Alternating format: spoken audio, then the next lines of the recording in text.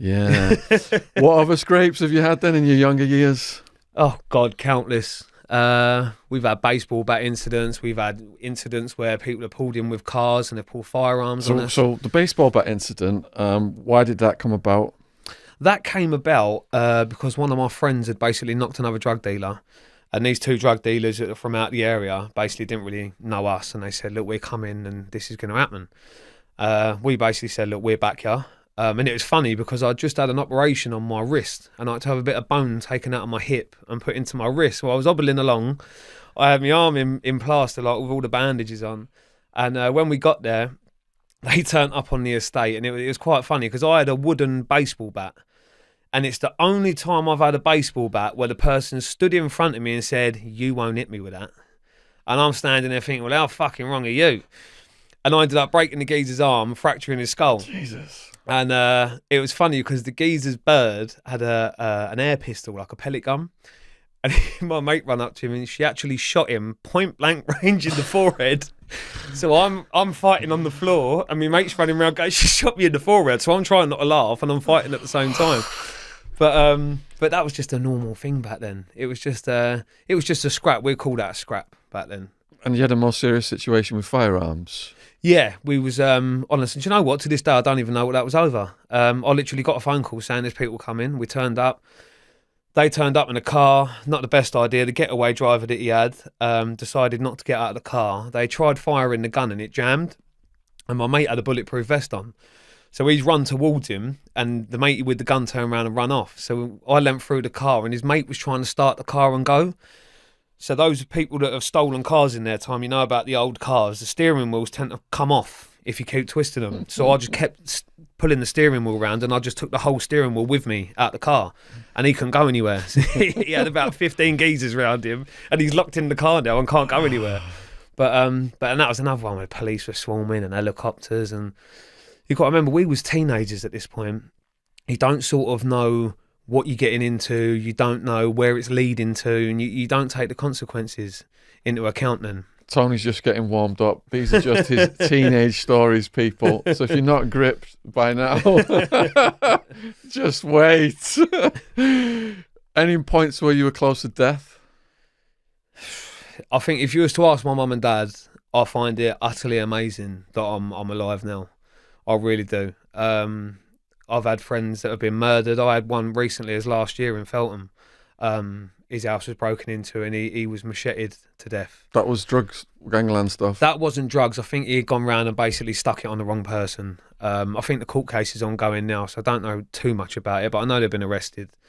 I've never grasped that. I mean, as much as what I've done, it would have to be something very severe for me to want to kill you. Like, I don't understand how people now take it so lightly to take a life. And it's not the fact of, I don't think you got the arsehole to do it. It's the fact of, how do you think you're going to get away with it? The technology that the police have got now is frightening. And it really is frightening. So for you to think that you're going to go and murder another human being and then go and brag about it to your mates and put a Snapchat up and not get a knock at the door, you're delusional. That's the rest of your life gone. And you're looking at 15 years plus now. I've got three of my mates that went on a bit of work and they ended up tying the geezer up. Normal routine. They went through the door, they grabbed the geezer, asked him to open the safe. Geezer had a heart attack in the chair and died.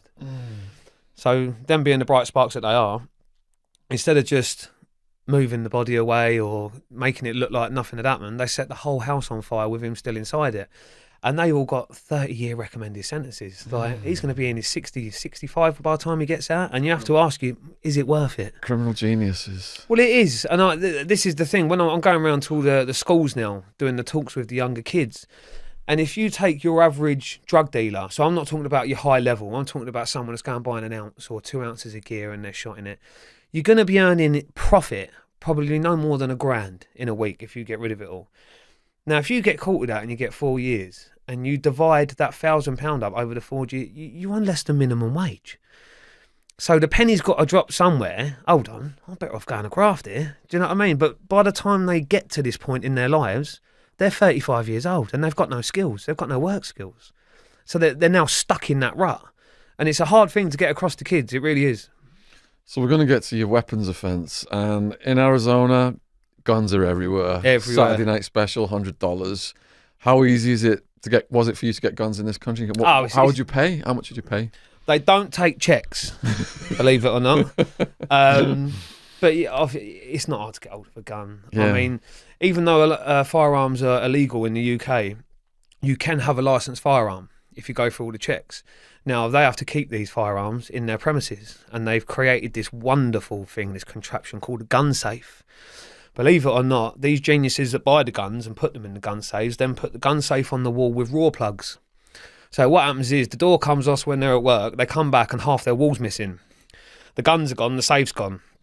And so there's a lot of guns in circulation in that way. But listen, if there's a way of getting tons of cocaine, tons of cannabis, tons of ecstasy pills, you're going to get tons of guns in as well. But again, for me, a gun is an ultimate last resort. If you need to take a gun somewhere to prove a point, you shouldn't be doing what you're doing. And that's the actual we never used violence if it wasn't necessary. We weren't bullies. So I'm not going to come through your door and just beat you up for the fun of it because I feel powerful and I'm in a room. I've come there to get one thing. You don't interest me. You're just in the way. And that's the way it was. So what led to your weapons offence? What one? The first one. First weapon offence would have been a knuckle duster, believe it or not, which is back then was classed as a proper weapon. I don't know why, but it was. And I used to always carry dusters with me. They're brilliant. It saves you breaking your hand in 100 different ways, and you always knock them out in the first couple of punches. So they're a blinding little contraption. Firearms offences, I managed to swerve all offences to do with weapons. I swerved up until the last time I was in Bullingdon, and the gun wasn't ours. So it was a weird case, a very weird case. We told the truth, believe it or not, at the police station. They weren't having none of it. It was like, we don't believe a word of this. And I'd only gone to buy a watch. Went to buy a Rolex watch. And the geezers had travelled down from Birmingham. They said, we're going to meet you in a service station. And when we've got there, the idea was that they were going to come into the services to the Costa Coffee. They're going to show me the watch. If I liked it, I'll give them the money and we'll go our separate ways. When they pulled up, they said, we're not coming in. So straight away, alarm bells are ringing. So I've come out and one's got in the back of my car. He's given me a watch and it was moody as fuck. So I threw the watch at him and I was going to slap him. I was going to get him out of the car just for wasting our time, if not anything else. And then his mate decided to get out of the car and try and hold a gun to us. And the gun got took off of him. Where were you positioned when he did that? He was as far away from you are now. So where did he hold the gun to you? Because I was walking around the vehicle to get his mate out the back of my car. So he sort of jumped out from the car next to us and he's now in between me and my back door and the gun's gone up to my chest. I see. But again... How does that feel to have a gun on your chest? Not very good. It's not a nice feeling, but over the years I've learned if you give anyone with a gun 3 seconds to think about what they're doing, you're either going to get shot or you're going to get injured severely. So the second you see that gun, you have to react. If you do it quick and you surprise them, you can normally get hold of the situation. And in that case, that's what happened. Can you describe exactly what you did? I grabbed the top of the gun and pushed it down and then pulled it out of his hand and then smacked him straight in the forehead with it. And then my pal I was with, he was a cage fighter. Obviously, I was a cage fighter for years. So yeah, it wasn't much of a fight, and they sort of run off crying with their legs, tail in between their legs. And the police come, we'd already left. And our attitude was, look, we do it. They've tried it. It hasn't come off, so just don't worry about it. We weren't going to ring the police or nothing. And we got back towards Reading, 3-arm response X5s, pulled us over, machine guns drawn, zip tied to death, dragged to the police station and got remanded into Bullingdon. And I think it was like 6 months we done before we could provide the evidence to get the truth to come out. And in the end, it did, thank God. And we wasn't cleared. We was actually found not guilty by the judge. So on Britain Behind Bars, you talk about how you were established. So that 6 months, is you already established by then, or are you just building up your reputation in the system? What, in prison? Yeah, your reputation in prison. Yeah, the prison thing comes from just years of being in prison. It's like... it's sort of like going to a Chelsea football match. If you've got your your season ticket, you sort of see the same people over and over again. And prison's the same thing. It doesn't matter where you are in the country, you will bump into someone you've known. And the amount of sentences I'd done up until that point, it was a case of I come in and it'd be like, all right, mate, bit of a catch up. So your reputation sort of follows you. So that 6 months then for that offence, that was just a smooth ride for you because you've already got a reputation. Yeah, I mean, a lot of people knew me from outside, not necessarily all for bad things, just because we get around so much. You get to meet a lot of interesting characters, and there's always someone in there that knows someone that you know. That's the other one. It'll be like, do you know my mate's uncle's? But it's a lonely place, isn't it? It is. It's nice when you know someone, or there's some kind of connection. Yeah. The only thing I couldn't get used to is after the TV program. It was funny. We went to a B&Q, me and my mate Jack. And some geezer started following us about with his missus. So I turned around to Jack and said, listen, what's this geezer following us for? He said, I don't know. He said, go down this aisle and we'll see if he follows us. And he's followed us again. So I've sort of nipped him behind the shelf. And I said, when he walks up, I'm just going to crack him. And I've jumped out and he went, you was on the telly, weren't you? And I was like, yeah, nice one, mate. I thought it takes a bit of getting used to. That happened to my co-defendant Wildman, but he cracked the guy before he was able to say what he was doing. I think he'd been up on crystal meth for a few days. God. I had a very similar one. I was in a nightclub in Woking, and I was dancing away, and I was absolutely paralytic. And I was dancing, and someone put their hand on my shoulder, and it's natural, especially from behind. So I've literally spun around. I've headbutted the geezer, and I took all of his teeth out. And his bird come over and picked him up. She went, he was only coming to say hello. He went to school with you, and I was like, let me buy you a drink. But you do get occasions like that. Yeah. It takes a bit of getting used to. 6 months then, you get out of that situation. Yeah. What was the next big trouble you got in? So the Bullingdon thing would have been the last thing. That was the last thing I got arrested for, which was 2016. So you'd already done almost 9 years at that point. Oh, that weren't even including them 6 months. Okay. Before that, I got a 5 years that I'd done 2.5 out of. I'd done an 18-month remand for an attempted murder. I'd done another 6 months remand for a GBH, and then I had all the young offender sentences, which were normally between 12 months and 2 years, where you'd done half. But totting it all up, it'd be about 9.5 years in total. All right, so we've introduced you, your background. You've described it all brilliantly. Those quickfire stories. That was really that was good pace. What we're going to do now is we're going to get into your prison stories, and we want you to just really take as much time as possible describing the details here in these stories. And the first one is the melting face. The melting face. That was in HMP High Point. I'll never forget this kid. I can't remember. I think it was Khan. He was a little Asian fella, and he was only little, bless him. And for whatever reason, this group of guys had decided to jump him on the exercise yard. And I take me out of him. He took the beating, and then he got back up and walked over to us, and he said, "I'm going to get every single one of them back." And like you hear a lot of this in prison, it don't happen. And we had like education classes, and you took them just to get off the wing. And in this education class, I watched this geezer for an hour with a kettle. He put 2 big bags of sugar in it, and he just sat with his foot on the boil button. So it was constantly boiling. When we come out of the classroom, this geezer, he started with the biggest one first. This geezer must have been about 6'4", 6'5", and he was a lump. And as you come out of the exercise, the education doors, you get like the flappy doors. He sort of stood behind the doors, and he's got his mate inside, going to give him the heads up when he's coming out. Now, up until that point, I'd seen people hot watered, but I'd never really seen the after effects, because sort of when the hot water gets thrown, normally a fight ensues, and then the screws jump in and you don't really see what damage it's done. And this geezer walked through the doors, and he was literally standing like this with a kettle, and he'd done this whole kettle in this geezer's face. And I'll never forget, the scream was so high pitched with the pain. And he sort of lunged and grabbed him, but as he'd done it, his face went onto the wall. And the only way to describe it is, candle wax, when a candle's in oil and you tip it out and it goes hard, there was just this geezer's face over the wall. And it was like from the forehead all the way, he got him proper. And it was the most horrible thing I've ever seen in prison for prison injuries. I've seen stabbings, I've seen slashings and punch-ups, but that for me was... It wasn't a nice thing to watch, but he was scarred permanently. And it was funny because I went to a rave, as it goes. I think it was in Ipswich, and he actually turned up with one of the MCs that I knew, and I could see he had just got a massive white patch on his face now.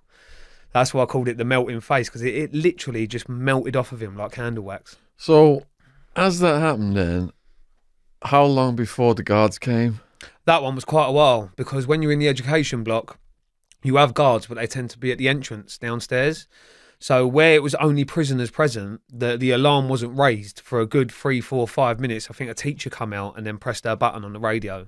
And then they all come up. But it was funny because the screws were trying to bend him up. But as they're bending him up, they've got him face down on the floor. So all you can see is lumps of his skin coming off on the carpet, off of his face. And it's like... I would love to know his perspective on it, because we was all just stood there like... Ooh. Like, Yeah. But yeah, it didn't look nice at all. It didn't look enjoyable. The guy that did it, did he get away with it? Yeah, he got away with it. Yeah, I think he got a nicking over it, but I don't think they could prove anything, and we wouldn't say anything. So You said you saw some other incidents similar to that, but not as extreme. not as before. extreme. Why did they come about? What, just normal fights in the prison system? The throw in the... The water was Yeah. literally, I don't know the reason for it, but there was like 5 of them as a group that jumped him in the exercise yard. Don't actually know what it was over, but he dedicated himself and said, I'm going to get every single one of these back. You said you saw some other situations of people getting jugged. Yeah, I've seen people get stabbed. A lot of, do you know, the worst ones are the self-harming. Self-harmers. When I was in Highdown, I think it was 2011, I got a job, and any of the officers that work there that watch this podcast, they will remember exactly what I was like down there. And I was like, the healthcare orderly. So probably not the best job for me to have, but they put a lot of trust in me at that point, because I wasn't even allowed off the prison wings at that point. So for me to get a job off of the wing where you're literally down there all day, it's kind of a rare job in the prison system to do that. So they put the trust in me, so I thought I'll give it a go. I had about 5 months left. I thought it'd kill the time. And you're literally down there with all the nut-nuts, the paedophiles, the rapists, anyone that can't go onto a normal wing. And I'll never forget it. It was my job to give out the lunches. So I go to the cell door, and it'd literally be like the cell door would open, I put the food up, they'd take it, you wouldn't even talk to them. And this one fellow, I got there, and the flap was covered up. So I've said to the officer, I said, I can't get his food in. You're going to have to open the door and slide it in or whatever. So he opened the door. I shit you not, right? This is a 12-by-6 cell. There was not one part of the cell that didn't have claret on it.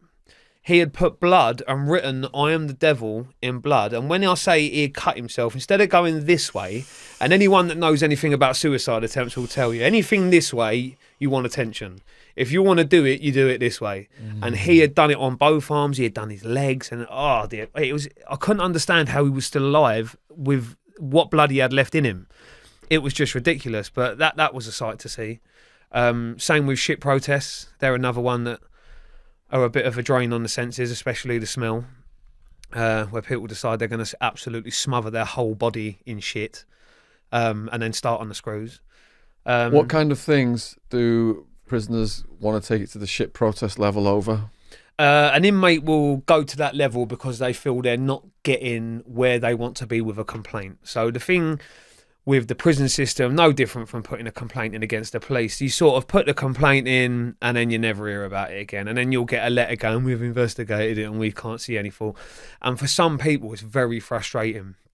And there's no one, I mean, there's a company, it's like a charity-based company called the IMB. They're called the Independent Monitoring Board. And they're basically meant to be the in-betweens, the officers and the inmates. So if you feel that they're not investigating something properly, you give it to the IMB. The only problem is they're all old age pensioners. So it's like, how are you? And you're like, I'm fucking banged up. How do you think? And it's sort of not fit for purpose. So obviously the next natural possession is I'll just cover myself in shit. And we'll see if we get anywhere that way. They don't actually get any further forward apart from they smell, but... Were you ever at the level where you felt you were going to do a shit protest? Yeah. I mean, if you're going to do it properly, you're going to do a Bronson. You're going to go up on the roof and you're going to absolutely trash the prison, because then at least you're going to get noticed. Did you do that? Nah. I didn't go up on any roofs. I went up on a TV room roof. It's funny because I actually added the lady on Facebook the other day, and she used to be an officer at Reading Young Offenders, and she writ, you used to be a fucker. But yeah, they had a TV room, and they wanted to cut the association short. And we said, yeah, fuck that. We got all the munch. And back then you had like a little shop. So now you get your canteen, it's brought to your door in a bag. So in Reading Young Offenders, you actually had a little barred window, and it was a shop. You could go there and you say, I want that, and you had your spends in your account. So we sort of robbed all of that and then got up on the roof and said, fuck yourself, we ain't coming down. So I think it was up there for about 5 hours. And then they've got these massive red fire hoses. And like, if you go to like a hotel or something, you can normally see them on the big red wheel. My God, are they powerful. So they kind of put the mats around the outside, and they said, are you coming down? And we said, no. And then all of a sudden this water started. Oh my dear God. You just shoot off the end, and then they jump you and you can't do nothing. But yeah, that was quite a funny experience.